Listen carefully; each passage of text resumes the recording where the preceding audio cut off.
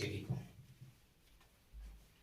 வானத்தையும் பூமியையும் சமுத்திரங்களையும் நீரூற்றுகளையும் உண்டாக்கினவர், எங்களை நேசிக்கிறவரும் எங்களோடு கூட இருக்கிறவருமாக இருக்கிற ஜீவிக்கிறவராக எங்கள் நல்ல இயேசு கிறிஸ்துவை இந்த நல்ல அருமையான நேரத்திற்காக வேலைக்காக நன்றி செலுத்துகிறோம். குறிப்பாக ஓய்வு நாள், ஆயத்த நாள், இவைகளின் சங்கம வேளையின் ஆராதனைக்காக நாங்கள் நமக்கு நன்றி செலுத்துகிறோம். உன் தேவனை சந்திக்க ஆயத்தப்படு என்று சொல்லிய உங்களுடைய வார்த்தைக்காகவும் நாங்கள் நமக்கு நன்றி செலுத்துகிறோம். தேவனாகிய கர்த்தரை நாங்கள் எப்பொழுதும் சந்திக்க ஆயத்தமுள்ளவர்களாக இருக்க வேண்டும் என்று நீர் எங்களுக்கு போதிக்கிற தேவனாக இருக்கிறபடி நான் உமக்கு நன்றி செலுத்துகிறோம்.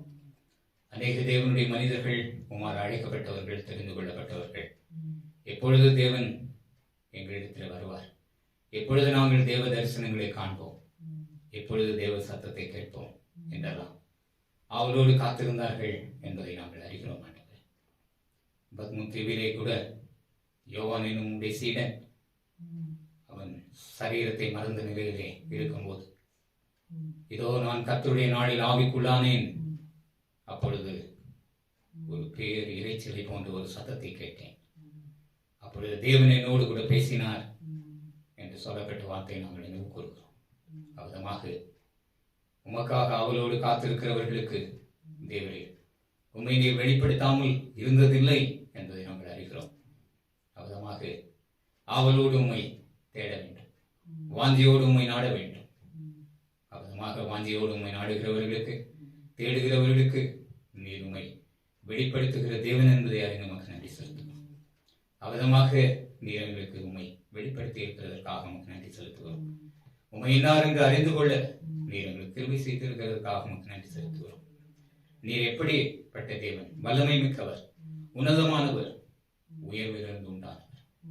தேவனாகிய கர்த்தர் நாங்கள் எல்லாரும் தாழ்விலிருந்து உண்டானவர்கள் என்றாலும் தாழ்விலிருந்து உண்டான எங்களையும் உயர்விலிருந்து உண்டான உன்னதத்தின் தேவன் எங்களை தேடி வந்து எங்களை மீட்டு எங்களை ரட்சித்து எங்களை சரீரத்திலும் ஆன்மாவிலும் நீர் ஆசீர்வதித்து பாதுகாத்து வருகிறதற்காக நமக்கு நன்றி செலுத்துகிறோம். தேவரீர் நீர் இன்றைக்கும் வார்த்தையாக வாழ்கிறீர். அந்த வார்த்தைகளின் மூலமாக எங்களோடு கூட நீர் பேசிக் கொண்டிருக்கிறீர். நீர் ஆவியாகவும் இருக்கிறீர். இயேசுவாகி நீர் சொன்ன வார்த்தைகளை நினைவு கூறுகிறோம். உங்கள் மாம்சமானது ஒன்றுக்கும் உதவாதது, நான் உங்களுக்கு சொல்லுகிற வசனமோ ஆவியாயும் ஜீவனாயும் இருக்கிறது என்று சொன்னேன். அவதமாக ஆவியாயும் ஜீவனாயும் இருக்கிற உங்களுடைய வார்த்தைகளை நாங்கள் அறியும் போது எங்கள் ஆன்மாவும் சரீரமும் புதிய ஜீவனை பெற்றுக் கொள்கிறது. புதிதான மார்க்கத்தை நாங்கள் அறிந்து கொள்கிறோம். உங்களுடைய வழியை பின்பற்ற நீர் உதவி செய்கிறேன். ஆவின் அனுகிரகத்தை தந்து வழி நடத்துகிறேன். விதமான கிருபைகளை தேவனாக கர்த்தர் நீர் எங்களுக்கு தந்து எங்களோடு கூட பேசி உங்களுடைய நாமத்தை நீர் மகிமையுற செய்ய வேண்டுமாய் இயேசுவின் நாமத்தில் ஜெபிக்கிறோம் ஜீவனுள்ள நல்ல பிதாவே, ஆமென். பிரியமான தேவனுடைய பிள்ளைகளை, உங்கள் யாவரையும் இயேசுவின் நாமத்தில் வாழ்த்துகிறேன். நாம் தொடர்ச்சியாக அநேக செய்திகளை நாம் இந்த கால சூழ்நிலைக்கு ஏற்ற வண்ணமாய் அறிந்து கொண்டு வருகிறோம். இப்பொழுது நாம் வாசி கேட்டதான 91ஆம் சங்கீதம், இந்த சங்கீதம் யாரால் எழுதப்பட்டது என்று நாம் பார்ப்போமேயானால், 90ஆம் சங்கீதம் தேவனுடைய மனிதனாகிய மோசேயின் ஜெபம் என்று சொல்லப்படுகிறது. அதனுடைய தொடர்ச்சியாகத்தான் 91ஆம் சங்கீதம், 92ஆம் சங்கீதம், 93ஆம் சங்கீதம், 94ஆம் சங்கீதம் என்று சொல்லி அநேக சங்கீதங்களை மோசே எழுதுகிறார். இந்த 90ஆம் சங்கீதமும் கூட மிகவும் ஒரு விசேஷித்த சங்கீதம். மனிதனுடைய ஆயுசு நாட்கள் எப்படிப்பட்டது என்பதை குறித்து சொல்லப்படுகிறதான சங்கீதம். அது மோசேயின் ஜெபம் என்ற தலையங்கத்தோடு கூடியதாக இருக்கிறது. அடுத்தபடியாக 91ஆம் சங்கீதம், இது மனிதர்களுக்கு தேவன் எவ்விதமான பாதுகாப்பை எல்லாம் கொடுக்கிறார் என்பதை குறித்துதான சங்கீதம். இந்த உலக வாழ்விலே வாழ்கிறதான மனிதர்களுக்கு நல்ல பாதுகாப்பு தேவை. அந்த பாதுகாப்பை யாரெல்லாம் பெறக்கூடும், எப்படிப்பட்டவர்கள் தேவனுடைய பாதுகாப்பை பெற்றுக் கொள்வார்கள் என்பதை குறித்துதான சங்கீதம் இந்த 91ஆம் சங்கீதம். சில சங்கீதங்கள் மனிதனுடைய மரண நாளை குறித்தும், மனிதனுடைய ஆபத்து காலத்திலே எவ்விதமாக மனிதன் தேவனை பற்றி கொண்டு வாழக்கூடும் என்பதை குறித்ததான சங்கீதங்கள் எல்லாம் சொல்லப்பட்டிருக்கிறது. அவைகளையெல்லாம் வகையறுத்து அந்தந்த சூழ்நிலைக்கு ஏற்ற வண்ணமாய் நாம் அறிந்து கொள்ளுகிறது நல்லது. இந்த சங்கீதத்திலே நாம் வாசிக்கிறோம், உன்னதமானவரின் மறைவில் இருக்கிறவன் சர்வ வல்லவருடைய நிழலில் தங்குவான். உன்னதமானவர் என்று சொல்லப்படுகிறவர் தேவனாகிய கர்த்தர். அவர் உன்னதமான தேவன். அவர் உன்னதம் என்று சொன்னால் பரலோக ராஜ்யம். அந்த உன்னதம் என்று சொல்லப்படுகிறதான பரலோக ராஜ்யத்திலே அவர் வாசமாக இருக்கிறதான தேவன். ஆகையினாலே உன்னதத்தில் வாசமாக இருக்கிற தேவன் அவருடைய மறைவிடம், மறைவில் இருக்கிறவன் சர்வ வல்லவருடைய நிழலில் தங்குவான் என்று சொல்லப்படுகிறது. உன்னதமானவருடைய மறைவு என்று சொல்லப்படுகிறதை குறித்தும் நாம் அறிந்து கொள்ள வேண்டும். ஏசாயா 57 அதிகாரம் 15 வசனத்தை வாசிப்போமேயானால் உன்னதமான தேவனை குறித்துதான் ஒரு செய்தி அங்கே சொல்லப்படுகிறது. ஏசாயா 57:15. ஏசாயா 57:15. நித்தியவாசியும் பரிசுத்தர் என்கிற நாமம் உள்ளவருமாகிய மகத்துவமும் உன்னதமுமானவர் சொல்கிறார், உன்னதத்திலும் பரிசுத்த ஸ்தலத்திலும் வாசம் பண்ணுகிற நான் பணிந்தவர்களின் ஆவியை உயிர்ப்பதற்கும் நொறுங்கினவர்களின் இருதயத்தை உயிர்ப்பதற்கும் நொறுங்குண்ட பணிந்த ஆவியுள்ளவரிடத்தில் வாசம் பண்ணுகிறேன். நித்தியவாசியும் பரிசுத்தர் என்கிற நாமமும் உள்ளவருமாகிய மகத்துவமும் உன்னதமுமானவர் சொல்லுகிறார் என்று சொல்லப்படுகிறது. நித்தியவாசி என்று சொன்னால் நித்தியமான வாசஸ்தலத்திலே வாசமாக இருக்கிறார். நம்முடைய வாசஸ்தலம் எல்லாம் நித்தியமானது என்று நாம் சொல்ல முடியாது. அநித்தியமான உலகிலே நாம் வாழ்கிறோம். அநித்தியமான வீடுகளிலே நாம் வாழ்கிறோம். அநித்தியமான சரீரத்திலே நாம் வாழ்கிறோம். காணப்படுகிறவர்கள் எல்லாம் அநித்தியமானவர்கள், காணப்படாதவைகளோ நித்தியமானவர்கள். வேதத்திலே நாம் வாசிப்போம். 1 கொரிந்தியர் 4 அதிகாரத்திலே சொல்லப்பட்டிருக்கிறது, காணப்படுகிறவைகள் அநித்தியமானவர்கள், காணப்படாதவைகளோ நித்தியமானவைகள் என்று சொல்லப்பட்டிருக்கிறது. வாசித்து பாருங்கள். 2 கொரிந்தியர் 4:18. 2 கொரிந்தியர் 4:18. காணப்படுகிறவைகள் கொஞ்சம் கவனிப்போம். 17-18 2 வசனங்களை சேர்த்து வாசிப்போம். 17-18. மேலும் காணப்படுகிறவைகள் அல்ல, மேலும் காணப்படுகிறவைகள் அல்ல, காணப்படாதவைகளை நோக்கி இருக்கிற நமக்கு அதிசீக்கிரத்தில் நீங்கும் லேசான நம்முடைய உபத்திரம் மிகவும் அதிகமான கனமகிமை உண்டாக்குகிறது. ஏனெனில் காணப்படுகிறவைகள் அநித்தியமானவைகள், காணப்படாதவைகளோ நித்தியமானவைகள். அதனால்தான் ஏசாயா தீர்க்கதரிசி சரியாக எழுதுகிறார், தேவனாகிய கர்த்தர் நித்தியவாசி. அவருடைய வாசஸ்தலம் நித்தியமானது, அழிவில்லாது. அநித்தியமானது என்று சொல்ல முடியாது. அநித்தியமானவைகள் எல்லாம் அழிவுக்குரியவைகள், நித்தியமானவைகள் எல்லாம் அழியாதவைகள் என்பதை நாம் அறிந்து கொள்ள வேண்டும். அதனால தான் சொல்லுகிறார், நித்தியவாசி பரிசுத்தர் என்கிற நாமமும் உள்ளவருமாகிய மகத்துவமும் உன்னதமுமானவர் சொல்லுகிறார், உன்னதத்திலும் பரிசுத்த ஸ்தலத்திலும் வாசம் பண்ணுகிற நான் பணிந்தவர்களின் ஆவியை உயிர்ப்பிக்கிறதற்கும் நொறுங்கினவர்களின் இருதயத்தை உயிர்ப்பிக்கிறதற்கும் நொறுங்குண்டு பணிந்த ஆவி உள்ளவர்களிடத்திலும் வாசம் பண்ணுகிறேன். யாரிடத்திலே வாசம் பண்ணுகிறேன் என்று சொல்லுகிறேன்? நொறுங்குண்ட இருதயம் உள்ளவர்களிடத்திலே நான் வாசம் பண்ணுகிறேன். சங்கீதத்திலும் சொல்லுகிறார், நொறுங்குண்டதும் நறுங்குண்டதுமான இருதயத்தை தேவரீர் புறக்கணியீர் என்று சொல்லுகிறார். ஆகையினால் நொறுங்குண்ட இருதயம் என்று சொன்னால் கவலைகள், துக்கங்கள், சோதனைகள் இவைகளெல்லாம் நினைத்து நினைத்து மனிதன் தன்னுடைய வாழ்விலே நொறுங்கின இருதயமுடையவர்களாக காணப்படும் பட்சத்திலே தேவனாகிய கர்த்தர் அந்த நொறுங்குண்ட ஆவியையும் நொறுங்குண்டு பணிந்த ஆவி உள்ளவர்களிடத்திலும் நான் வந்து வாசம் பண்ணுவேன். அவர்களை நான் உயிர்ப்பிக்கிறேன். பணிந்த ஆவி உள்ளவர்களை நான் உயிர்ப்பிக்கிற தேவன் என்று சொல்லுகிறார். பணிந்தவர்களின் ஆவியை உயிர்ப்பிக்கிறதற்கும் என்று சொல்லுகிறார்.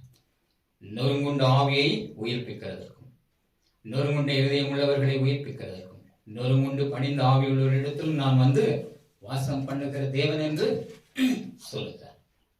ஆகையினாலே உன்னதமான இந்த தேவனுடைய மறைவில் யாரெல்லாம் வாசமாக இருக்கிறார்களோ அவர்கள் பாக்கியவான்கள். அதனால்தான் சொல்ற, உன்னதமானவரின் மறைவில் இருக்கிறவன் சர்வ வல்லவருடைய நிழலில் தங்குவான். சர்வ வல்லமை மிக்க தேவன். உன்னதமானவர் மாத்திரமல்ல, அவர் சர்வ வல்லமை மிக்க தேவன், சர்வ அதிகாரம் மிக்க தேவன், சர்வ வல்லமை மிக்க தேவன். அவருடைய நிழலிலே தங்குவான் என்று சொல்லப்படுகிறது. நிழல் என்று அவருடைய பாதுகாப்பு. இந்த பாதுகாப்பு ஒரு வெயில் பிரதேசத்திலே ஒரு நடந்து கொண்டு இருக்கிறான் என்றால் அவனுக்கு நிழலை அவன் வாஞ்சிப்பான். எங்கே மர நிழல் கிடைக்குமோ அங்கே போய் சிறிது நேரம் ஓய்வெடுத்து விட்டு அந்த நிழலில் இடைப்பாரி விட்டு செல்லலாம் என்றுதான் அவன் வாஞ்சிப்பான். அவதமாக சர்வ வல்லவருடைய நிழலிலே நமக்கு அடைக்கலம் உண்டு, ஒரு தாவர ஸ்தலம் உண்டு, தங்கக்கூடிய இடம் உண்டு. அதைதான் சொல்றார். அடுத்தது சொல்கிறார், நான் கர்த்தரை நோக்கி நீரின் அடைக்கலம், என் கோட்டை, என் தேவன், நான் நம்பியிருக்கிறவர் என்று சொல்லுவேன். தேவனாகிய கர்த்தர் மனிதனுக்கு சரீரத்திலும் பாதுகாப்பை கொடுக்கிறார், ஆன்மாவிலும் பாதுகாப்பை கொடுக்கிறார். ஆக உன்னதமான தேவனை நோக்கி அவன் கூப்பிட வேண்டும், உன்னதமான தேவனை தேட வேண்டும். அப்பொழுதுதான் அவன் நான் கர்த்தரை நோக்கி என்று சொல்லுகிறார். நாம் கர்த்தரை நோக்கி தேவனை நோக்கி வேண்டுதலை எடுக்கும். நீரின் அடைக்கலமானவர், என் கோட்டையானவர், நீரின் தேவன், நான் நம்பியிருக்கிற என் கண்ணலே, நான் நம்பியிருக்கிறவர் என்று நான் சொல்லுவேன். அவதமாக சொல்லும்போது நம்முடைய சரீர வாழ்வில் எத்தனையோ ஆபத்துகள், எத்தனையோ சோதனைகள், இவைகளெல்லாம் வரலாம். வந்தாலும் அவைகளினின்றெல்லாம் நான் உன்னை காப்பேன் என்று அடுத்த வசனத்தில் சொல்லுகிறார். அவதமாக நான் நம்பியிருக்கிற தேவன் நீர் என்று நான் சொல்லும்போது அவர் உனக்கு வேடனுடைய கண்ணி வரும். அவர் உன்னை வேடனுடைய கண்ணிக்கும் பாழாக்கும் கொள்ளை நோய்க்கும் தப்புவிப்பார். வேடனுடைய கண்ணி என்று சொல்லப்படுகிறது மனிதனுடைய ஆன்மாவுக்கு வைக்கிறதான கண்ணி, மனிதனுடைய ஆன்மாவுக்கு வைக்கிறதான சுருக்கு. வேடன் என்ன செய்வான் என்றால், குருவிகளை பிடிக்கும் போது அல்லது பறவைகளை பிடிக்கும் போது அவன் என்ன செய்வான் என்றால், ஒரு வலையை, மெல்லிய வலை, அந்த மெல்லிய வலையை தரையிலே விரித்து விடுவான். விரித்துவிட்டு அதன் மீது சில தானியங்களை தூவி விடுவான். ஆனால் அந்த சிறு குருவிகள் அல்லது பறவைகள் இவைகளெல்லாம் அந்த வலையை பார்க்காது, வலையின் மீது தூவப்பட்டிருக்கிறதான தானியங்களை தான் பார்க்கும். தானியங்கள் மாத்திரமே அதனுடைய கண்களுக்கு தெரியும். அதற்கு உள்ளே, அதற்கு மறைவிடத்தில் இருக்கிறதான கண்ணி, வலை அதற்கு தெரியாது.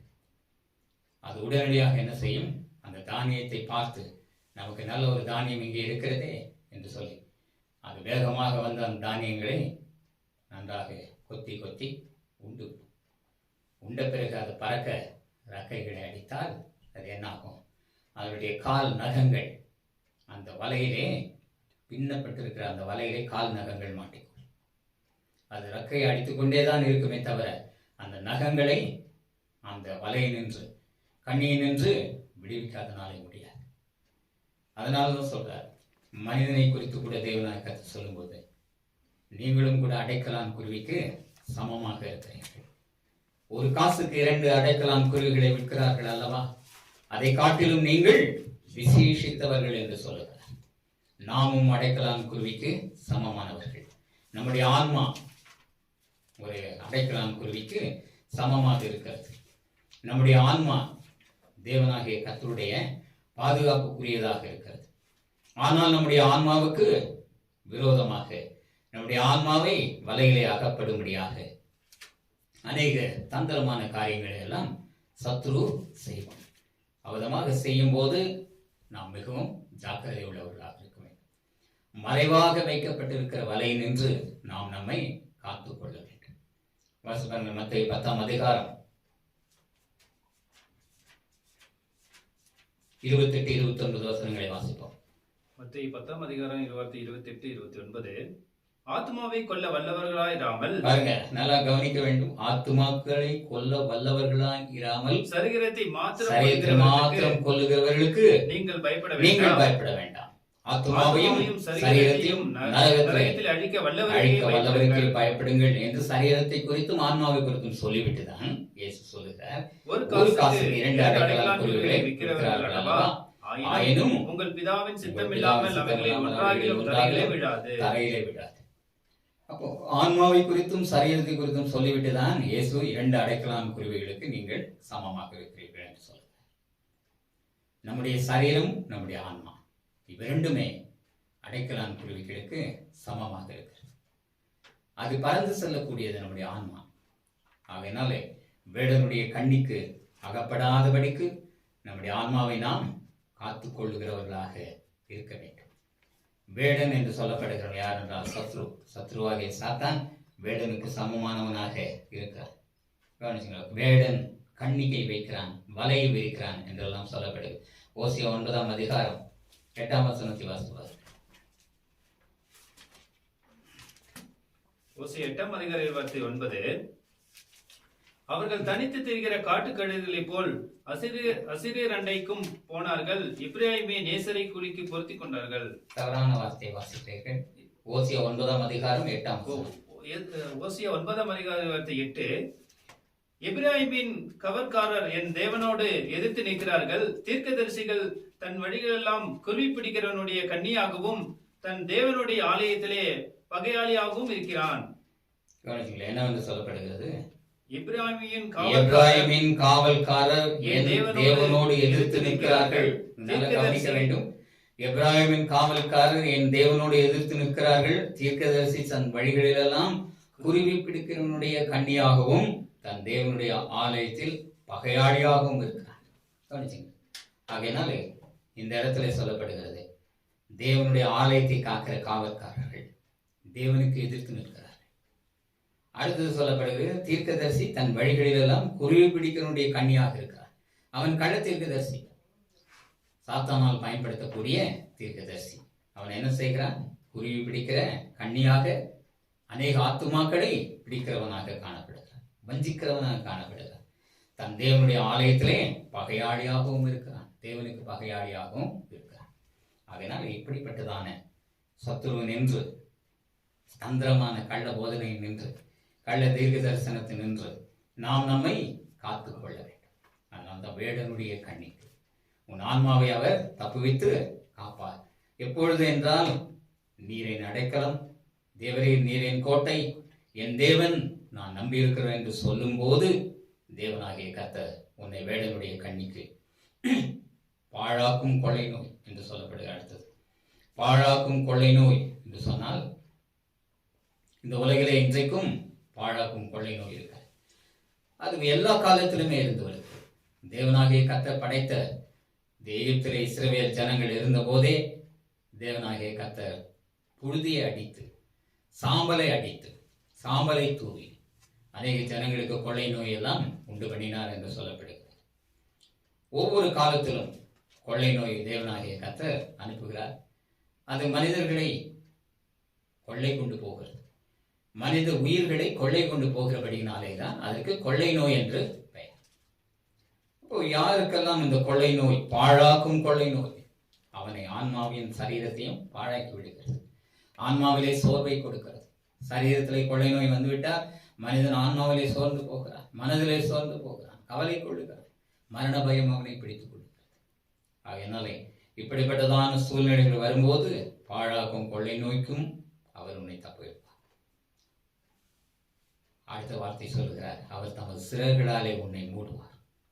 பாழாக்கும் கொள்ளை நோக்கி தப்புவிப்பார், ஆன்மாவை வேடனுடைய கண்ணிக்கு தப்புவிப்பார். அடுத்தது தம்முடைய சிறகுகளாலே உன்னை மூடுவார்.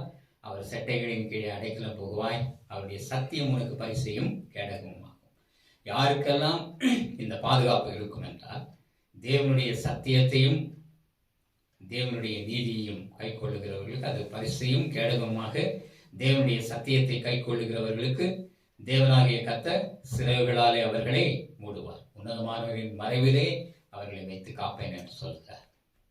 உதாரணத்துக்கு சொல்ல போனால், இயேசு இந்த உலகில் இருந்தபோது சொல்லுகிறார், சிறகுகளாலே மூடுதல் என்றால் என்ன என்று சொல்லுகிறார்.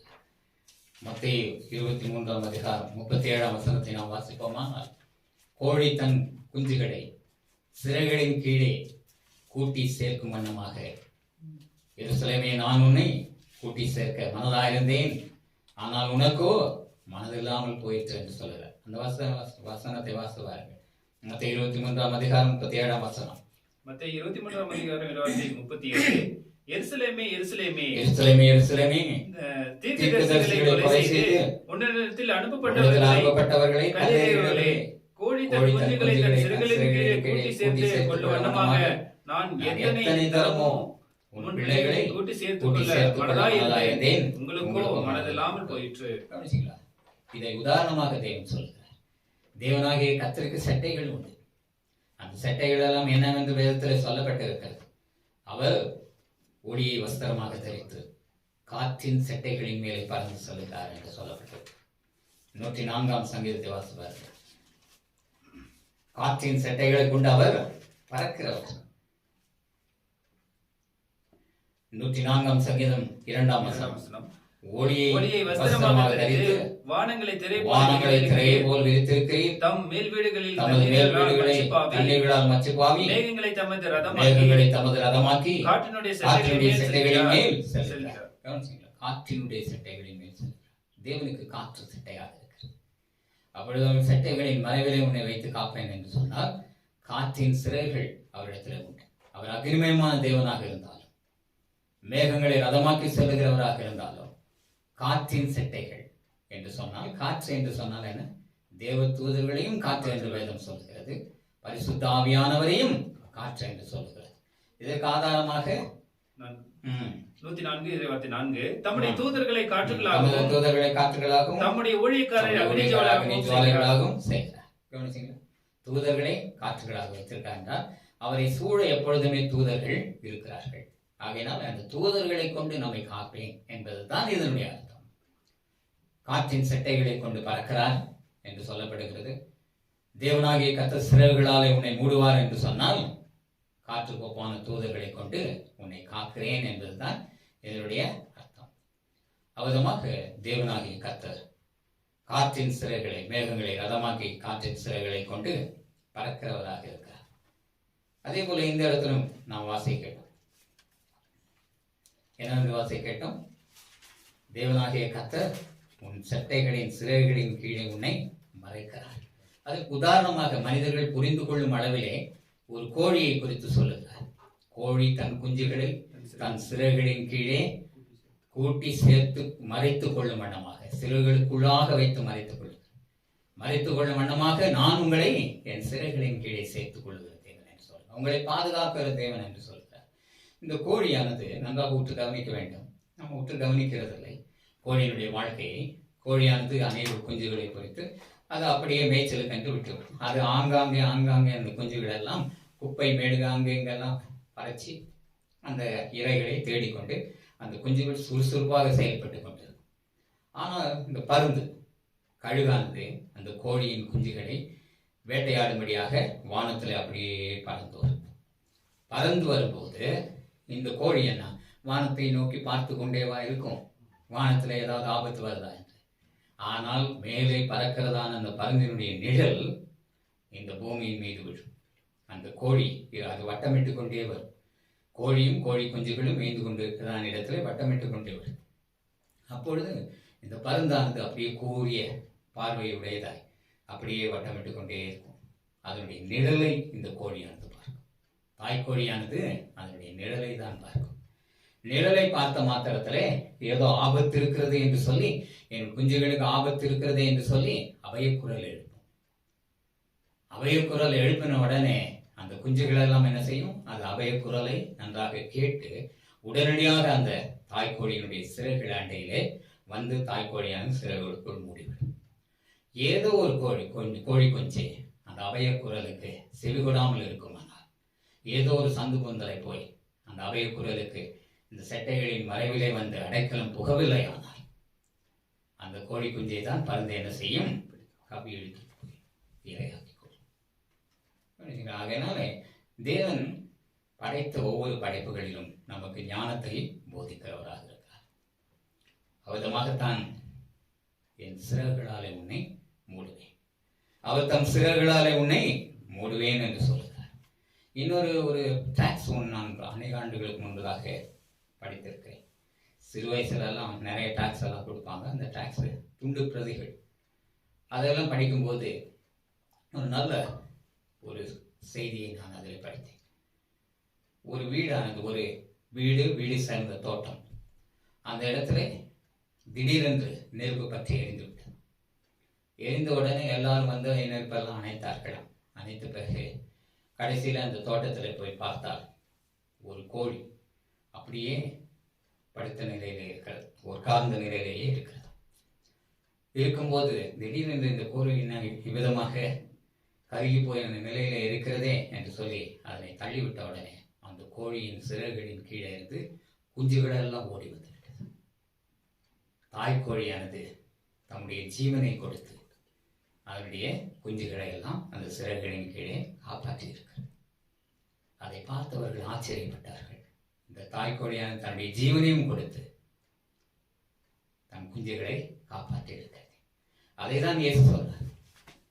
கோழி தன் குஞ்சுகளை தன் சிறகுகளின் கீழே சேர்த்துக் கொள்ளும் வண்ணமாக, எருசலேமே, இஸ்ரவேலே, எருசலேமே, நான் எத்தனை தரமோ உன்னை சேர்த்துக் கொள்ள மனதாயிருந்தேன். எருசலேமே, எருசலேமே என்று சொல்லி எத்தனை தரமோ உன்னை சேர்த்துக்கொள்ள, கூட்டி சேர்த்துக்கொள்ள மனதாயிருந்தேன். ஆனால் உனக்கோ மனதில்லாமல் போயிற்று என்று சொல்கிறார். மனதில்லாமல் போனபடியினால என்னாகும்? குஞ்சுகளுக்கு தான் ஆபத்து. தாய்க்கோழி தன்னுடைய ஜீவனையும் கொடுத்து விட்டது. ஜீவனையும் கொடுத்து குஞ்சுகளை காப்பாற்றுகிறது. அவ்விதமாக அன்புடைய தேவன் தான். என் சிறகுகளாலே உன்னை மூடுகிற தேவன் தான். ஆனால் என் சிறகுகளின் கீழே வர உங்களுக்கோ மனது. உங்களுக்கு எப்படி நான் பாதுகாப்பை கொடுக்க முடியும்? ஆகையினாலே உங்கள் ஜீவன் பறிபோய்விடும்.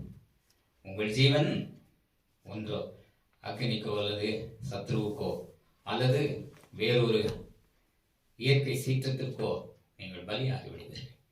இயேசு இந்த வார்த்தையை சொன்னபோது அடுத்த வார்த்தை என்னவென்று சொல்லுகிறார் பாருங்கள். இவ்விதமாக நீங்கள் உங்களை மாற்றிக்கொண்டபடியினாலே உங்கள் தேசமானது புறஜாதியாரால் விதிக்கப்படும். உங்களுக்கு ஆபத்து இருக்கிறது என்றுதான் அவர் சொன்னார். அடுத்த வசனத்தை வாசிப்பார்கள். இதோ உங்கள் வீடு உங்களுக்கு பாழாக்கி விடப்படும், கர்த்தருடைய நாமத்தினாலே வருகிறவர் ஸ்தோத்திரிக்கப்பட்டவர் என்று நீங்கள் சொல்லும் அளவும் இது முதல் என்னை காணாதிருப்பீர்கள் என்று உங்களுக்கு சொல்கிறேன். ஆகையினாலே கோழி தன் குஞ்சுகளை சிறைகளின் கீழே சேர்க்கும் வண்ணமாக எத்தனை தரமோ நான் சேர்த்துக்கொள்ள மனதாய் உங்களுக்கும் மனதில்லாமல் போயிற்று. ஆகையினாலே உங்கள் வீடுகள் எல்லாம் இடிக்கப்படும், உங்கள் தேசம் பாழாக்கி விடப்படும். நீங்கள் கர்த்தருடைய நாமத்தினாலே வந்த நான் ஸ்தோத்திரிக்கப்பட்ட தேவன் என்று அறிக்கையிடும் அளவும் நீங்கள் இது முதல் என்றென்றைக்கும் என்னை காணாதிருப்பீர்கள் என்று உங்களுக்கு சொல்லுகிறேன் என்று சொன்னார். சாப வார்த்தைகள். இந்த வார்த்தை நிறைவேறும்படியாக இயேசு சிலுவையிலே மரித்தது AD 30 30ஆம் ஆண்டிலே மரித்தார். சரியாக 40 ஆண்டுகளுக்கு பின்பு AD 70 என்று சொல்லப்படுகிற 70வது ஆண்டிலே, கிபி 70வது ஆண்டிலே ரோமன் இன்வேஷன் என்று சொல்லப்படுகிற ரோமர்கள், யூதர்கள் ரோமர்களுக்கு எதிராக, ரோமர்களின் ஆட்சியின் கீழ்தான் இஸ்ரவேல் தேசமே இருந்தது. யூதர்கள் கலகம் செய்தபடியினாலே, ரோம அரசாங்கத்திற்கு எதிராக கலகம் செய்தபடியினாலே அவர்கள் எருசலேம் பட்டணம் முழுவதும் தீக்கிரையாக்கி இந்த வீடுகளை எல்லாம் இடித்து, அங்கே தேவாலயம் இருந்தது, அந்த எருசலேம் தேவாலயத்தையும் தீக்கிரையாக்கி அந்த தேசத்தையே பாழாக்கி விட்டு சென்று விட்டார்கள். அந்த தேசத்தின் குடிகள் எல்லாரும் உலகமெங்கும் சிதறடிக்கப்பட்டார்கள். கவனிச்சீங்களா? இன்றைக்கும் இயேசுவை கர்த்தருடைய நாமத்தினாலே வருகிறவர் ஸ்தோத்திரிக்கப்பட்டவர் என்று சொல்லுவதில்லை. சொல்லும் காலம் வரைக்கும் அவர்களுக்கு துன்பம் தான், உபத்திரம் தான், சண்டை தான். இன்றைக்கும் கூட பாலஸ்தீனியருக்கும் இஸ்ரவேல் தேசத்தாருக்கும் சண்டை. அவர்கள் நிம்மதியார். இயேசுவை உன்னதமான தேவன் உன்னதத்தின் மறைவிலே வந்து சேருமட்டாக அவர்களுக்கு உபத்திரம் தான், துன்பம் தான். அந்த துன்பத்திற்கும் கொள்ளை நோய்க்கும் இன்னும் எத்தனை விதமான பாழாக்கும் காரியங்களுக்கெல்லாம் தேவனாகிய கர்த்தர் அவர்களை ஒப்படைத்து விடுவார். அடுத்த வார்த்தை என்னவென்று சொல்கிறார் என்றால், விதமாக அவர் செட்டைகளின் கீழே அடைக்கலம் புகுவார். அவர் தமது சிறகுகளாலே உன்னை மூடுவார். அவர் செட்டைகளின் கீழே நீ அடைக்கலம் புகுவாய். அவருடைய சத்தியம் உனக்கு பரிசையும் கேடகமுமா. பரிசை என்று சொன்னால், கேடகம் என்று சொன்னால் கையிலே போட்டுக்கொண்டு அது யுத்தம் நடக்கும்போது ஈட்டி, பட்டயம் இவைகளை தடுத்து நிறுத்தக்கூடியது கேடகம். அதை குறித்து எபேசியர் 6ஆம் அதிகாரத்தில் சொல்லப்படுகிறது. 16ஆம் வசனத்தில் நாம் வாசிப்போம். ஆனால் நீதி என்னும் மார்க்கவசம், விசுவாசம் என்னும் கேடகம், சத்தியம் என்னும் கச்சை, இவைகளை குறித்தெல்லாம் சொல்கிறார். ஆகையினால சத்தியம் உனக்கு கச்சையாக இருக்க வேண்டும். நீதி என்னும் மார்க்கவசத்தையும் அந்த கவசத்தையும் கச்சையையும் இணைக்கக்கூடியது தான் பரிசை என்று பெயர். அது பெல்ட். அவதமான அந்த பெல்ட் என்று சொல்வார்கள், அல்லது இந்த பக்கிள் என்று சொல்வார்கள். இணைக்கக்கூடிய அந்த மார்க்கவசத்தையும் கச்சையையும் இணைக்கக்கூடிய அந்த பக்கிள், அதற்கு தான் பரிசை என்று பெயர். ஆகையினால் இவ்விதமான நீதி, சத்தியம், விசுவாசம், இவைகள் மூன்றையும் தேவனாகிய கர்த்தர் மூன்றையும் நீ கை கொண்டு நடப்பாயானால், அவருடைய சத்தியம் உனக்கு பரிசையும் கேடகமாக இருக்குமானால், நீதி என்னும் மார்க்கவசம் உனக்கு இருக்குமானால், நீ அவருடைய சட்டைகளின் மறைவிலே காக்கப்படுவாய் என்று சொல்கிறார். அடுத்தது, இரவிலே எத்தனையோ பயங்கரங்கள் எல்லாம் நமக்கு நேரிடும். இரவில் உண்டாகும் பயங்கரத்துக்கும், பகலில் பறக்கும் அம்புக்கும், இருளில் நடமாடும் கொள்ளை நோய்க்கும், மத்தியானத்தில் பாழாக்கும் சங்காரத்துக்கும் நீ பயப்படாது. மனிதனுக்கு எத்தனையோ ஆபத்துகள் எல்லாம் இருக்கிறது. அதை குறித்து தான் நீங்க பட்டியல்படுத்தி சொல்லுகிறார். இரவில் உண்டாகும் பயங்கரம் என்று சொன்னால் நைட் மேர் என்று சொல்வார்கள். ஆங்கிலத்தில் நைட் மேர் என்று சொன்னால் திடீர்னு நல்லா தூங்கிட்டு இருப்பான், திடீர்னு ஏஞ்சி உட்கார்ந்துட்டு ஐயோ குய்யோ முடியும் கத்துவான். ஏன்? ஒரு பயங்கரமான கனவை அவன் பார்த்திருப்பான். நிம்மதியான உறக்கம் இல்லை. அதற்கு மேல தூங்குவானா? நிச்சயமா தூக்கமே வராது. நைட் மேர் என்று சொல்லப்படுகிறதான பயங்கரமான கனவுகள் அவனுடைய உறக்கத்தை கெடுக்கக்கூடிய, நித்திரையை கெடுக்கக்கூடிய இரவின் பயங்கரங்கள் அவனை அல்லல்படுத்தும், பயத்துக்குள்ளாகும். விதமான நிம்மதி இல்லாத தூக்கம். அதனால இரவில் உண்டாகும் பயங்கரமான கனவுகள், அந்த பயங்கரத்துக்கு தேவன் உன்னை விலக்கி காப்பார். பகலில் பறக்கும் அம்பு என்று சொன்னார். எத்தனையோ யுத்தங்களின் மூலமாக வருகிறதான சேதங்கள், இவைகளை குறித்து தான் பகலில் பறக்கும் அம்பு என்று சொல்லப்படுகிறது. பகலில் பறக்கும் அம்புக்கும், இருளிலே உண்டாகும் நடமாடும் கொள்ளை நோய்க்கும். கொள்ளை நோய் வந்தாலே இருளிலே இருக்கிறது போலதான் இருக்க வேண்டும். இன்றைக்கும் நம்முடைய தேசம், உலகம் முழுவதுமே வெளிச்சமில்லை. மனிதனுடைய உள்ளத்திலும் இருள் தான் இருக்கிறது. மனிதனுடைய உள்ளங்களிலே மரண பயம், மரண இருள். மரண இருளின் பள்ளத்தாக்கிலே நடந்தாலும் நான் பொல்லாப்புக்கு பயப்படேன், ஏனென்றால் தேவரீர் என்னோடு கூட இருக்கிறேன். மரணம் என்கிறதான இருள் ஒவ்வொரு மனிதனையும் இன்றைக்கு சூழ்ந்து கொண்டிருக்கிறது. கொள்ளை நோய் என்கிறதான இருள் ஒவ்வொரு மனிதனையும் இன்றைக்கு சூழ்ந்து கொண்டிருக்கிறது. ஆகையினாலே இங்கே சொல்லுகிறார், மத்தியானத்தில் பாழாக்கும் சங்காரத்துக்கும், இருளில் நடமாடும் கொள்ளை நோய்க்கும். இருளிலே தான் நடமாடுது என்று சொல்ல முடியாது. பகலிலும் இருளிலும் கொள்ளை நோய் உண்டு. ஆனால் மனித உள்ளங்களில் இருக்கக்கூடிய கவலை, இருள், மனித உள்ளங்களில் இருக்கக்கூடிய மரண பயம், இவைகளெல்லாம் இருள் என்று சொல்லப்படுகிறது. இப்படிப்பட்ட இருளிலே உண்டாகிறதான கொள்ளை நோய், இதனின்று தேவன் உன்னை காப்பார். ஆனால் மனிதர்கள் இவைகளில் நின்றெல்லாம் காக்கப்பட வேண்டுமானால் எப்படி நடந்து கொள்ள வேண்டும் என்று சொல்லப்படுகிறது. இஸ்ரவேல் ஜனங்களுக்கு உதாரணமாக சொல்லப்போனால் யாத்திராகம் 12ஆம் அதிகாரத்தில் சொல்லப்படுகிறது. இஸ்ரவேல் ஜனங்கள் எகிப்திலே அடிமைகளாக 400 ஆண்டுகள் இருந்தாயிற்று. இப்பொழுது தேவனாகிய கர்த்தர் மோசேயையும் ஆரோனையும் அனுப்பி அவர்களை விடுதலை செய்யும்படியாக அனுப்பி பார்வோனிடத்தில் பேசி 10 அற்புதங்களை செய்து மோசே பார்வோனோடு யுத்தம் செய்தார். எகிப்திய ஜனங்கள் எல்லாரும் பயந்தார்கள், நடுங்கினார்கள். பார்வோனுடைய இதயம் கடினமாகிக் கொண்டே வந்தது. கடைசியாக தேவனாகிய கர்த்தர் பார்வோனின் இதயத்தை நான் இப்பொழுது உடைக்கப் போகிறேன். ஆகையினால் எகிப்தில் உள்ள தலைச்சன் பிள்ளைகள் எல்லாரையும் நான் சங்கரிக்கப் போகிறேன். ஆனால் இஸ்ரவேலருக்கு ஒரு சட்டத்தை நான் கொடுக்கிறேன். ஒவ்வொரு வீடுகள் தோறும் அவர்கள் ஒரு ஆட்டுக்குட்டியை எடுத்துக்கொண்டு அந்த வீட்டிலே உள்ள எண்ணிக்கைக்கு தகுந்தாற் போல அவர்கள் அந்த பஸ்கா ஆடை, பாஸ்ஓவர் என்று சொல்வார்கள். பாஸ்ஓவர் என்று ஆங்கிலத்திலே சொல்லப்படுமானால், பாஸ் என்று சொன்னால் கடந்து போதல். இன்றைக்கு எகிப்து விட்டு நீங்கள் கடந்து போக போகிறீர்கள். பாஸ்கா என்று எபிரேய பாஷையிலே சொல்லப்படுது. ஆங்கிலத்திலே பாஸ்ஓவர் என்று சொல்வார்கள். கடந்து போதல் என்ற அர்த்தம். யாத்திரை. அதனால்தான் யாத்திரை ஆகமம் என்கிறதான புத்தகம் எழுதப்படுகிறது மோசேயினால். இன்றைக்கு நீங்கள் கடந்து போக போகிறீர்கள். ஆகையினால பஸ்கா ஆடை நீங்கள் வீடுகள் தோறும் அடிக்க வேண்டும். அந்த ரத்தத்தை எடுத்து வாசல் நிலைக்கால்களிலே, நீங்கள் வாசமாக இருக்கிற வாசல் நிலைக்கால்களிலே பூச வேண்டும். அவதமாக பூசும் போது சங்கார தூதன் எகிப்தில் உள்ள எல்லா தலைச்சின் பிள்ளைகளையும் சங்கரிக்கும்படியாக கடந்து வருவார்.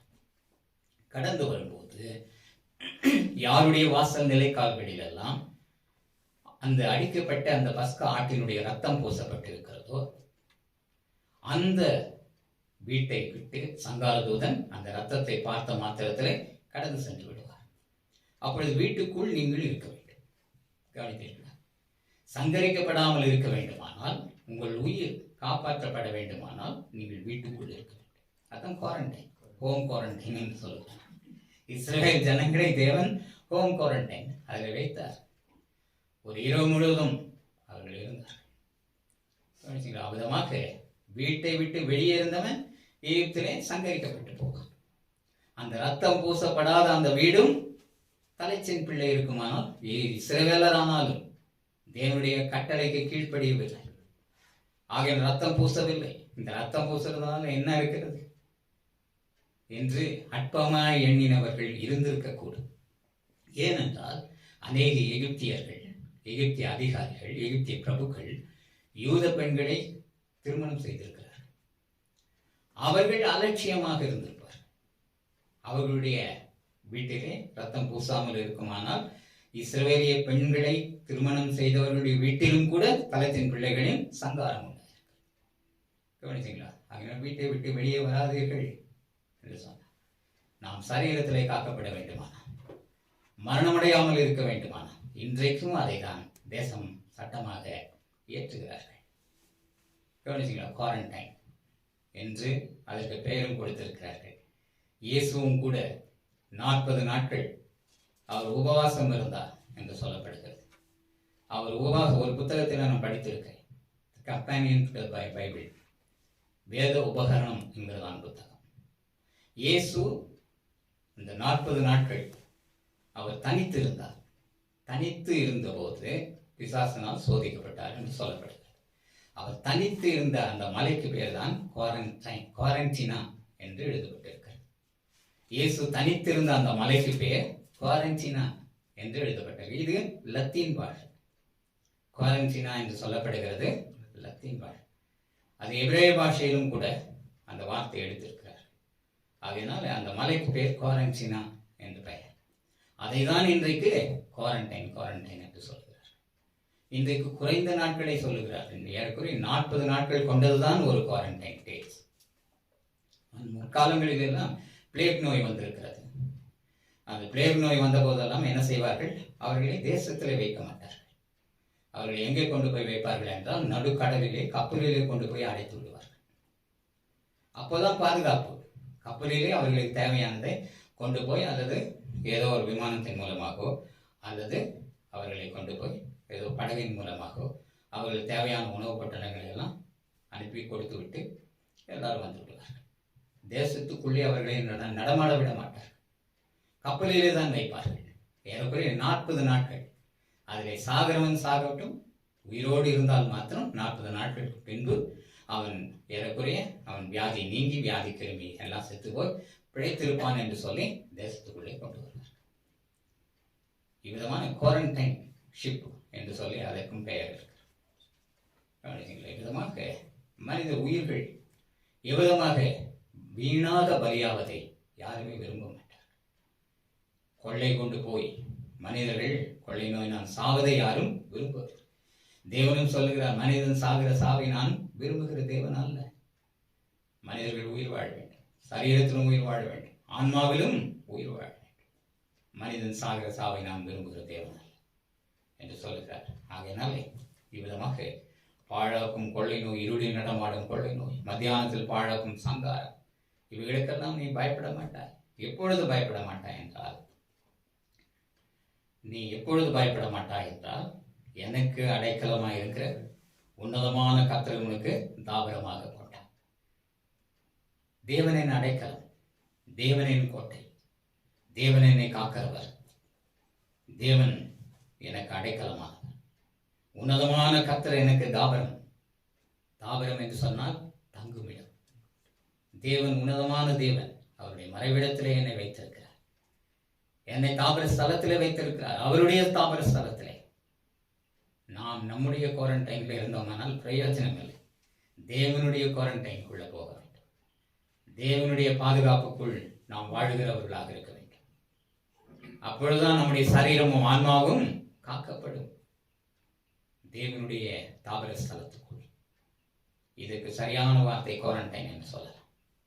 தேவனுடைய பாதுகாப்பின் கீழ், தேவனுடைய குவாரண்டைன், இவைகளுக்குள் நாம் காக்கப்படுகிறவர்களாக இருந்தால் எந்த கொள்ளை நோயும், நடமாடும் கொள்ளை, பாழாக்கும் சங்காரம், மரணம், இவைகளில் என்றெல்லாம் நீங்கள் பயப்பட வேண்டிய அவசியமே இல்லை என்று சொல்லுகிறார். மனிதன் எதன் பேரிலே நம்பிக்கை வைக்கிறான் என்பதை கவனிக்க வேண்டும். மனிதன் பேரிலே நம்பிக்கை வைத்தால் மனுஷனை நம்புவதை பார்க்கலும் கர்த்தர் பேரில் பற்றுதலாக இருப்பதே, பிரபுக்களை நம்புவதை பார்க்கலும் கர்த்தர் பேரில் பற்றுதலாக இருப்பதே. மனிதனையும் பிரபுக்களையும் யாரையும் நம்ப வேண்டாம். யாரை நம்பு? தேவனாகிய கர்த்தரை நீ நம்பு. தேவனின் அடைக்கலம், தேவனின் கோட்டை, தேவனின் மறைவிடம், அவரின் ஸ்தாபர ஸ்தலம் என்று நீ நம்புவாயானால் உனக்கு பொல்லாப்பு நேரிடாது. எனக்கு அடைக்கலமாக இருக்கிற உன்னதமான கர்த்தரை உனக்கு தாபரமாக கொண்டாய், ஆகையால் பொல்லாப்பு உனக்கு நேரிடாது. வாதை உன் கூடாரத்தை அணுகாது. கவனிச்சீங்க, இன்னைக்கு குடும்பமாக மனிதன் சாகிறான். அவங்களுடைய கூடாரத்தில் நிம்மதி இல்லை. ஒரு குடும்பத்தில் ஒருவனுக்கு அந்த கொரோனா என்று சொல்லப்படுகிறதான பெயர் கொடுத்திருக்கிறார்கள். அந்த வியாதி வருமானம் குடும்பத்தில் அனைவருக்கும் தொற்று உண்டாகி அனைவரும் குடும்பமாக சாகிறார்கள். வாதை உன் கூடாரத்தை அணுகாது என்றால் உன் குடும்பத்தை அல்லது உன் வீட்டை வாதை அணுகாது, நீ காக்கப்படுவாய். எப்பொழுது என்றால் எனக்கு அடைக்கலமாக இருக்கிற உன்னதமான கர்த்தரை உனக்கு தாபரமாக கொண்டார். அப்படி கொள்ளும் போதுதான் பொல்லாப்பு உனக்கு நேரிடாது, வாதை உன் கூடாரத்தை அணுகாது. அடுத்த பாதுகாப்பை குறித்து சொல்லுகிறார். உன் வழிகளிலெல்லாம் உன்னை காக்கும்படி உனக்காக தம்முடைய தூதர்களுக்கு கட்டளையிடுவார். அதுதான் தூதர்கள். காற்று கவனிச்சுள்ள, தூதர்கள் காற்றாக இருக்கிறார்கள். அந்த காற்றுக்கு ஒப்பான தூதர் காற்று தான் தேவனுடைய சிறைகள். காற்றின் செட்டைகளை கொண்டு பறக்கிறார் என்றால் தூதர்களை கொண்டுதான் அவரை சூழ தூதர்கள் இருக்கிறார்கள். அந்த தூதர்களை கொண்டுதான் தேவனும் பறந்து செல்கிறார். பரிவாரம், கேருபீன்கள், சேராபீன்கள், தூதர்கள், இவர்களெல்லாம் தேவனுடைய பரிவாரம். ஒரு ராஜா புறப்பட்டு வருவானே ஆனால் அவனை சூழ பரிவாரங்கள் புறப்பட்டு வருகிறது. இன்றைக்கும் தேச தலைவர்கள், ஒரு பிரதம மந்திரி புறப்பட்டு போகிறான் என்றால், ஜனாதிபதி புறப்பட்டு போகிறான் என்றால் எஸ்கார்ட்ஸ் என்று சொல்லப்படுகிற முன்னும் பின்னும் பாதுகாப்பு படை அவனை சூழ வந்து கொண்டேதான் இருக்கும். அவதமாக தேவனாகிய கர்த்தர் தம்முடைய தூதர் படையை வைத்திருக்கிறார். அந்த தூதர் படையை நமக்கு என்று அனுப்புகிறார். அவதமாக எவ்வளவு பெரிய அன்பு தேவன் வைத்திருக்கிறார். அதனாலே அந்த தூதர்களுக்கு கட்டளையிடுவேன், உன் வழிகளிலெல்லாம் உன்னை காக்கும்படி உனக்காக தம்முடைய தூதர்களுக்கு கட்டளையிடுவார். கவனிச்சுங்க, ஒரு கமாண்ட் கொடுக்கிறார் தூதர்களை பார்த்து, இந்த மகன் இவனை நீ வழியிலெல்லாம் போகும்போதெல்லாம் வரும்போதெல்லாம் காக்க வேண்டும் என்று. மத்திய 18ஆம் அதிகாரம் 10ஆம் வசனத்தை வாசிப்பீர்களே, ஆனால் இந்த சிறியரில் ஒருவரையும் அற்பமாக எண்ணாதபடிக்கு எச்சரிக்கையாருங்கள், ஏனெனில் அவர்களுக்கு என்று நான் தேவ தூதரை நியமித்திருக்கிறேன். அந்த தூதர்கள் அனுதினமும் என் பரமபிதாவின் சமூகத்தை வந்து தரிசிக்கிறார்களே என்று சொன்னார். கவனிங்களா? ஆகையினாலே வாசுபார்கள் அவசியமா. மத்திய 18ஆம் அதிகாரம் 10ஆம் வசனம், வசனம் 10. இந்த சிறியரில் ஒருவனையும் அற்பமாய் எண்ணாதபடிக்கு எச்சரிக்கையாயிருங்கள், அவருக்குரிய தேவதூதர்கள் பரலோகத்திலே என் பரமபிதாவின் சமூகத்தை எப்போதும் தரிசிக்கிறார்கள் என்று உங்களுக்கு சொல்லுகிறேன். எப்போதும் தரிசிக்கிறார்கள். ஆகையினால் அந்த தூதர்கள் தேவனால் நியமிக்கப்பட்டவர்கள். தினமும் பரலோகத்தை தரிசிக்கிறார்கள். பரலோகத்துக்கு போயிட்டு தினமும் நம்மிடத்தில் வருவார்கள். ஆகையினாலே வழிகளிலெல்லாம் நம்மை காக்க முடியும் தூதர்களுக்கு அவர் கட்டளையிட்டிருக்கிறார். சரீரத்திலும் இவர்களை காக்க வேண்டும், ஆன்மாவிலும் இவர்களை காக்க வேண்டும் என்று கட்டளையிட்டு இருக்கிறார். அவதமான தூதர்கள் இருக்கிறவர்கள் பயப்பட வேண்டிய அவசியம். அவர்களை சூழ எந்த விதமான ஆபத்தும் நேரிடாது, பொல்லாப்பு தீங்கு எதுவுமே நேரிடாது. ஆகையினால் இந்த தூதர்களை கொண்டு அவர் காப்பேன் என்று சொல்கிறார். அவதமாக காக்கிறவர்கள் பாதம் கல்லில் இடராதபடிக்கு அவர்கள் உன்னை தங்கள் கைகளில் ஏந்தி கொண்டு போவார்கள் என்று சொல்லப்படுகிறது. பாதம் கல்லில் இடராதபடிக்கு ஏந்தி கொண்டு போவார்கள் என்று சொல்லப்படுகிற வார்த்தையானது எல்லா மனிதர்களையும் அப்படியே தூக்கிட்டு போறேன் என்பது அர்த்தமல்ல. தேவனாகிய கர்த்தர் இடராதபடிக்கு நம்மை காக்கிறார். பாதம் கல்லில் இடராதபடிக்கு என்றால் நாம் தவறி விழாதபடிக்கு, நம்மை அறியாமலே தவறி நாம் விழுந்து விடாதபடிக்கு, நம்மை அறியாமலே நாம் வியாதியிலோ கொலை நோயிலோ நம்மை அறியாமலே நாம் விழுந்து விடாதபடிக்கு தேவன் நம்மை காக்கிறார்.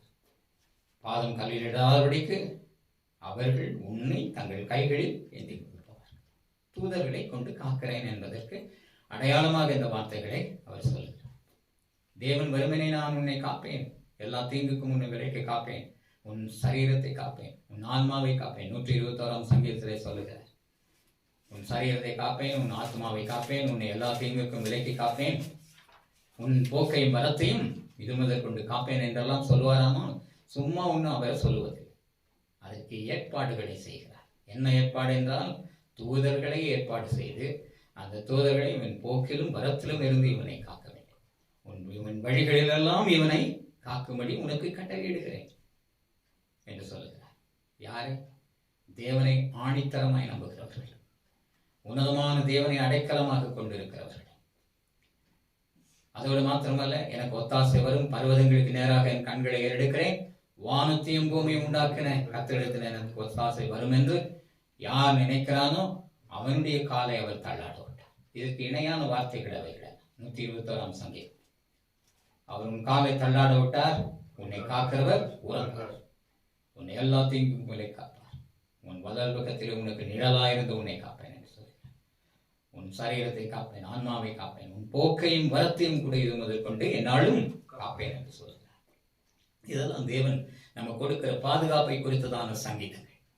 அதே வார்த்தைகளை தான் இங்கேயும் சொல்லுகிறார். உன் வழிகளிலெல்லாம் உன்னை காக்க முடியும், உனக்காக தம்முடைய தூதர்கள் கட்டளையிடுவார், உன் பாதம் கல்லில் இடராதபடிக்கு அவர்கள் உன்னை தங்கள் கைகளில் ஏந்தி கொண்டு போவார்கள், தவறாமல் உங்களை காப்பேன் என்று தேவன் அந்த தூதர்களுக்கு சொல்லி நம்மை காக்கிறார்.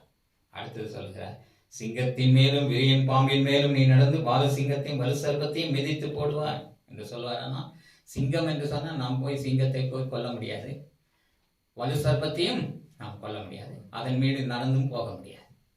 இதெல்லாம் எதை குறிக்கிறது? சிங்கம் என்றால் சாத்தான், வலு சர்ப்பம் என்றாலும் சாத்தான். தேவனுக்கு சத்ரு யார்? சாத்தான். தேவனோடு போர் செய்கிறவன் யார்? சாத்தான். தேவனுடைய பிள்ளைகளுக்கு சத்ரு யார்? அவன் தான். ஆகையினால் முதல் மனிதர்கள் ஆதாம் ஏவாளை வஞ்சித்து தேவனுக்கு விரோதமாக போர் செய்தவன். அதனால்தான் அவனுக்கு சிங்கம் என்று பெயர். 1 பேர் 5ஆம் அதிகாரம் 8ஆம் வசனத்திலே, இதோ கர்ஜிக்கிற சிங்கம் போல் சாத்தான் பிசாசானவன் எவனை விழுங்கலாமோ என்று வகை தேடி சுற்றி திரிகிறான் என்று சொல்லப்படுகிறது. வாசிப்பார்கள் 1 பேர் 5:8 வசனம். 1 பேர் 5ஆம் அதிகாரம் 28. தெளிந்த புத்தி உள்ளவர்களாய் இருங்கள், விழித்திருங்கள், ஏனெனில் உங்கள் எதிராளியான பிசாசானவன் கர்ஜிக்கிற சிங்கம் போல எவனை விழுங்கலாமோ என்று வகை தேடி சுற்றி திரிகிறான். கவனிச்சீங்களா? சிங்கத்தின் மேல் நடப்பாய் என்றால் அவனை மேற்கொள்வாய் என்றார். எவனை விழுங்கலாமோ என்று வகை தேடி சுற்றி திரிகிற சிங்கத்தை மேற்கொள்வாய். அதன் மேல் நடப்பாய் என்றால் சிங்கத்தின் மேலும் ஒன்று நடக்கிறது. ஆகையினால சிங்கத்தின் மேலும் விரியன் பாம்பின் மேலும் நீ நடந்து என்று சொன்னால் விரியன் பாம்பையும் உன் காலின் கீழ் மிதித்து போடுவாய். சிங்கத்திற்கு ஒப்பான சத்துருவையும் சாத்தானையும் உன் காலின் கீழே மிதித்து போடுவாய். அதுதான் அதன் மேலே நடப்பாய் என்பதற்கு அர்த்தம். பால சிங்கத்தையும் வலு சர்ப்பத்தையும் மிதித்து போடுவாய். வலு சர்ப்பம் ஆதியாகமம் 3ஆம் அதிகாரம் 1ஆம் வசனத்திலே சொல்லப்படுகிறது. தேவனாகிய கர்த்தர் படைத்த எல்லா ஜீவராசிகளை காட்டிலும் சர்ப்பமானது வலு சர்ப்பம், மிகவும் தந்திரம் உள்ளதாய். இந்த தந்திரத்தினின்றெல்லாம் நாம் காக்கப்படுவோம். இந்த தந்திரமெல்லாம் நம்மை ஒன்றும் செய்து விடாது. சிங்கத்தின் மேலும் விரியன் பாம்பின் மேலும் நீ நடந்து பால சிங்கத்தையும் வலு சர்ப்பத்தையும் மிதித்து விடுவோம். யாருக்கெல்லாம் இப்படிப்பட்ட சலுகை என்று அடுத்த வசனத்தில் சொல்லுகிறார் பாருங்கள். அவன் என்னிடத்தில் வாஞ்சையாக இருக்கிறபடியினால் அவனை விடுவிப்பேன். நாம் தேவனிடத்திலே வாஞ்சையாக இருக்க வேண்டும். வாஞ்சை என்று சொன்னால் என்னது? இன்ட்ரெஸ்ட். தேவனை தேடுவதிலே இன்ட்ரெஸ்ட், தேவனை வார்த்தைகளை தேடுவதிலே, வார்த்தைகளை படிப்பதிலே இன்ட்ரெஸ்ட், வார்த்தைகளை கேட்பதிலே இன்ட்ரெஸ்ட். இவ்விதமான வாஞ்சை. இதுதான் 42ஆம் சங்கீதம் 1ஆம் வசனத்தில் சொல்கிறார். மானானது நீரோடைகளை வாஞ்சித்து கதறுகிறது போல தேவனே என் ஆத்துமா உண்மையை வாஞ்சித்து கதறுகிறது, நாடுகிறது என்று சொல்கிறார். ஆகையினால மானானது நீரோடையை வாஞ்சித்து ஏன் கதற வேண்டும் என்பதை நாம் அறிய வேண்டும். நீரோடையை வாஞ்சிக்கிறது, ஆனால் ஏன் கதற வேண்டும் என்பதை நாம் சிந்திக்க வேண்டும். வாஞ்சித்து கதறுகிறது என்ற வார்த்தை மிகவும் முக்கியம். ஒவ்வொரு வார்த்தைக்கும் கருத்து உண்டு. ஆகையினாலே மானானது நீரோடையை வாஞ்சித்து கதறுகிறது போல என்று சொல்லப்படுமானால் மான்களுக்கு நன்றாகவே தெரியும், அது நல் மேய்ச்சலை மேய்ந்து கொண்டே இருக்கும். அதற்கு இப்பொழுது தண்ணீர் தேவை. தண்ணீர் வரும் திசை நோக்கி அது காற்று உள்ளே இழுக்கும், மூச்சை உள்ளே இழுக்கும்.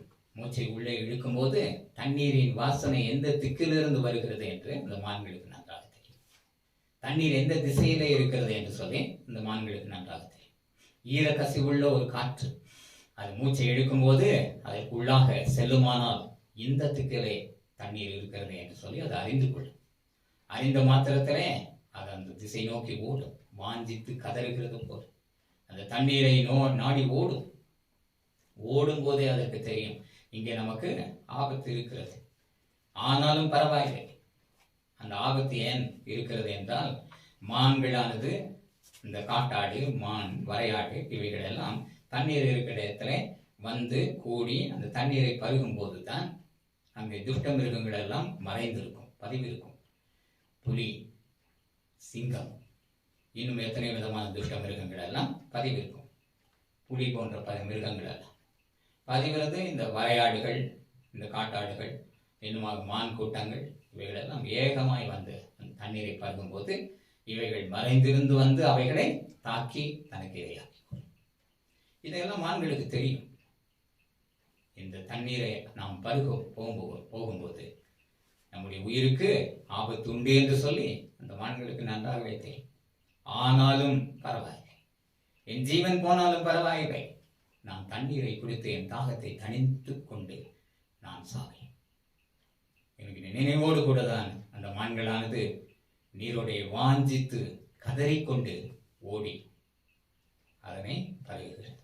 அவ்விதமான ஒரு வாஞ்சை நம்மிடத்திலே ஆன்மாவிலே காணப்பட வேண்டும். தேவனை நாடுவதில்லை, ஜீவ தண்ணீரின் உபதேசங்களை கேட்பதில்லை, பருகுவதில்லை, ஆன்மதாகம் தீர்த்து கொள்ளுகிறதில்லை. அப்படிப்பட்ட ஒரு வாஞ்சை நம்மிடத்திலே காணப்பட வேண்டும்.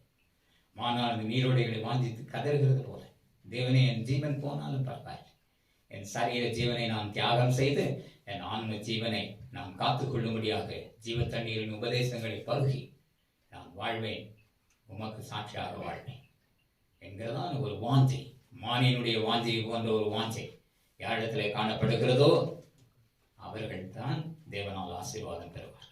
அதுதான் சொல்கிறார், அவன் என்னிடத்தில் வாஞ்சையா இருக்கிறபடியினால் அவனை விடுவிப்பேன், எல்லா ஆபத்தினின்று விடுவிப்பேன், எல்லா கொள்ளை நோய் நின்று விடுவிப்பேன், எல்லா விதமான நைட்மேர் என்று சொல்லப்படுகிற இரவின் பயங்கரத்தில் நின்று விடுவிப்பேன், நிம்மதியான உறக்கத்தை தருவேன், இளைப்பாறுதலை தருவேன், எல்லா கவலைகளினின்றும் என் மகனை, என் ஜீவன், என் பிள்ளைகளை நான் விடுவிப்பேன் என்று சொல்கிறேன். அவன் என்னிடத்தில் வாஞ்சையா இருக்கிறபடியாக அவனை விடுவிப்பேன். தேவனிடத்திலே வாஞ்சை, மானை போன்ற வாஞ்சையா இருக்கிறபடியினால் அவனை விடுவிப்பேன். என் நாமத்தை அவனை அறிந்திருக்கிறபடியானால் அவனை உயர்ந்த அடைக்கலத்திலே வைப்பேன். தேவனுடைய நாமத்தை அறிந்து அந்த நாமத்தின் பேரில் ஒரு பற்றுதலையும் ஒரு பக்தி வைராக்கியத்தையும் உடையவர்களாக நாம் இருக்க வேண்டும். அவதமாக இருந்தால் தேவன் நம்மை உயர்த்துவார். அவன் என் நாமத்தை அறிந்திருக்கிறபடியினால் அவனை உயர்ந்த அடைக்கலத்திலே வைப்பேன் என்று சொல்கிறார். அடுத்தது சொல்கிறார், அவன் என்னை நோக்கி கூப்பிடுவான். அவதமாக தேவனை வாஞ்சித்து நாடி தேவனை அறிந்து ஒவ்வொரு நாளும் அறிந்து கொள்ள வேண்டும். அறிந்து வரும்போது நாம் உயர்ந்த அடைக்கலத்தை நோக்கி ஓடிக்கொண்டே இருப்போம். உயர்ந்த அடைக்கலத்தை வைப்பேன், எல்லா பாதுகாப்பையும் தருவேன், கோட்டை, அடைக்கலம் இவைகள் எல்லாவற்றையும் நான் தந்து அவர்களை பாதுகாப்பேன். அடுத்தது அவன் என்னை நோக்கி கூப்பிடுவான், நான் அவனுக்கு மறு உத்தரவு செய்வேன்.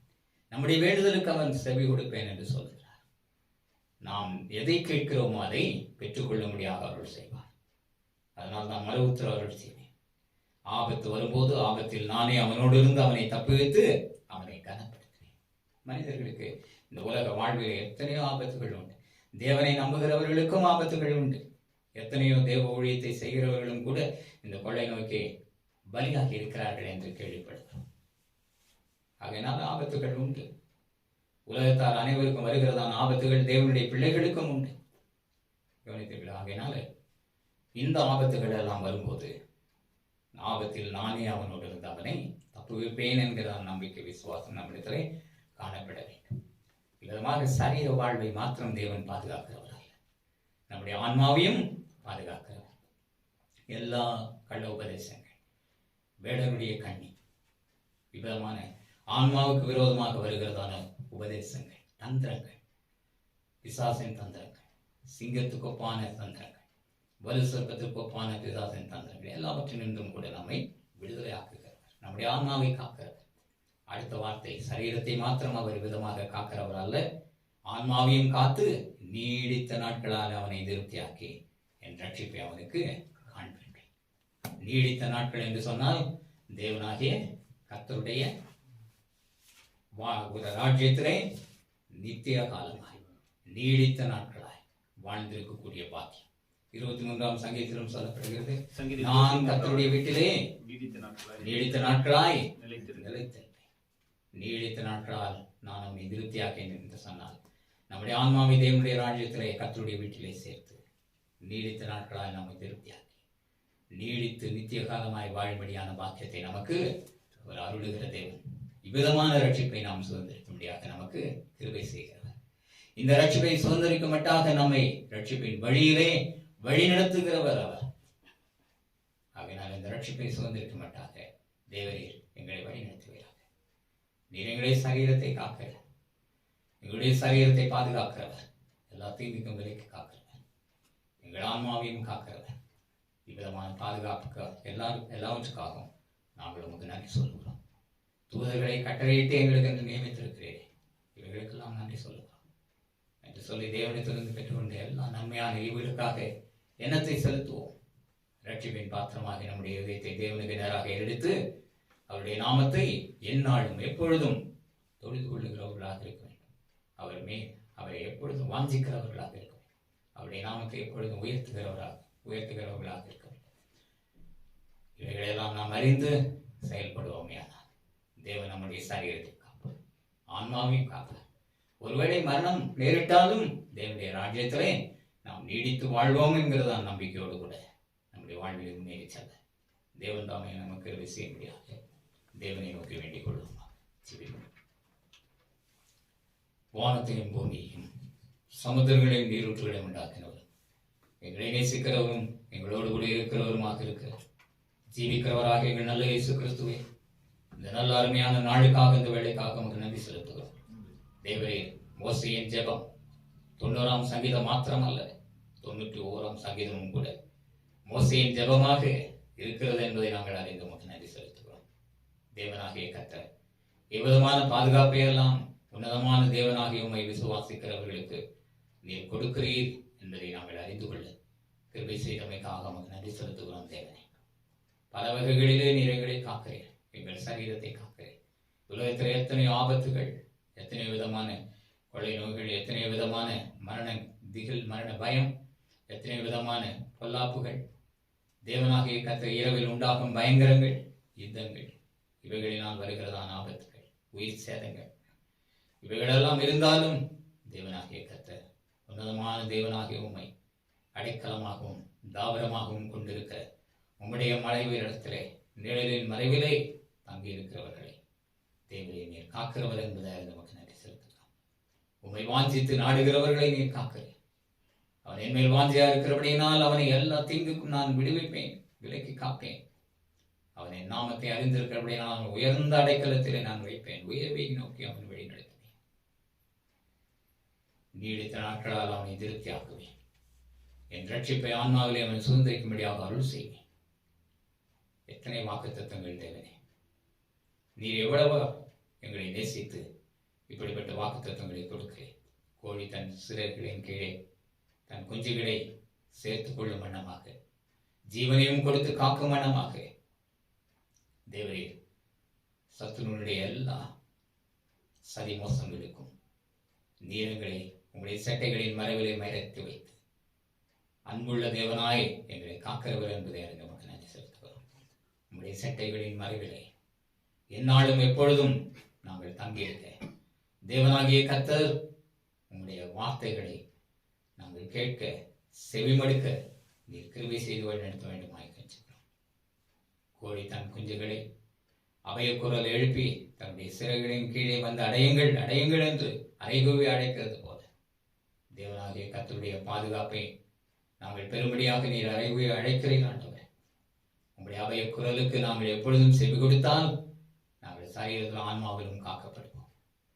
விதமான அறிவையும் ஞானத்தையும் நாங்கள் பெற்று தேவரீர் எங்களை, எங்கள் ஜீவனை, சரீர ஜீவனையும் ஆன்ம ஜீவனையும் உம்முடைய கிருபையினால், எங்களுடைய சுய பலத்தினால் அல்ல தேவனே, உம்முடைய கிருபையினால் காத்துக்கொள்ள நீர் கிருபை தந்து உம்முடைய நாமத்தை எங்கள் வாழ்வின் மூலமாக மகிழ்ச்சியை செய்ய வேண்டுமாயும் இந்த செய்தியை கேட்டிருக்கிற யாவரும் இப்படிப்பட்டதான பாதுகாப்பை பெற்று வாழ நீர் அருள் செய்து நம்முடைய நாமத்தை மகிமை செய்ய வேண்டுமாய் இயேசுவின் நாமத்தில் ஜெபிக்கிறோம் ஜீவனோடு